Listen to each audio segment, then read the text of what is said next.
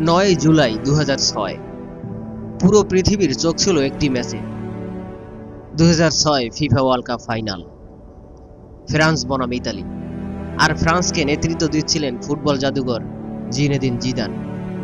এটাই ছিল তার ক্যারিয়ারের শেষ ম্যাচ। স্বপ্নের বিদায়ের অপেক্ষা ছিল কোটি কোটি ভক্তের। ম্যাচের শুরুতেই পেনাল্টি থেকে গোল করে জিদান। ফ্রান্স এগিয়ে যায়, কিন্তু ইতালিও হার মানার দল নয়। কিছুক্ষণ পরেই হেডে গোল করে সমতা ফেরান মার্কো মাতেরেজ্জি। ম্যাচ গড়ায় অতিরিক্ত সময়ে। প্রতিটি সেকেন্ডে বাড়ছিল উত্তেজনা। দর্শকের অপেক্ষা করছিলেন ইতিহাসের সাক্ষী হতে। কিন্তু তারপর ঘটে এমন এক ঘটনা যা আজও ফুটবল বিশ্বের সবচেয়ে আলোচিত মুহূর্তগুলোর একটি। জিদান ও মাতেরেজ্জির মধ্যে কিছু কথা কাটাকাটি হয়। জিদান হেঁটে চলে যাচ্ছিলেন, হঠাৎ থেমে যান, ঘুরে দাঁড়ান এবং দ্রুত এগিয়ে যান, আর নিজের মাথা দিয়ে সজোরে আঘাত করেন মাতেরেজ্জির বুকে। পুরো স্টেডিয়াম স্তব্ধ।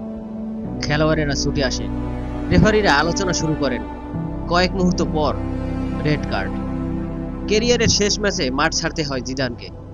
বিশ্বকাপ ট্রফির পাশ দিয়ে মাথা নিচু করে হাঁটছিলেন তিনি।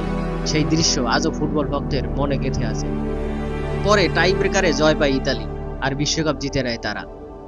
বছরের পর বছর একটি প্রশ্ন ঘুরে বেড়াচ্ছে, মাতেরেজ্জি আসলে কি বলেছিলেন। পরে জানা যায় তিনি জিদানের পরিবার নিয়ে অপমানজনক কথা বলেছিলেন। কিন্তু সেই কয়েক সেকেন্ডের রাগ চিরতরে বদলে দেয় ফুটবল ইতিহাসের একটি অধ্যায়। কখনো কখনো একজন কিংবদন্তিকেও হারিয়ে দেয় একটি মুহূর্তের আবেগ।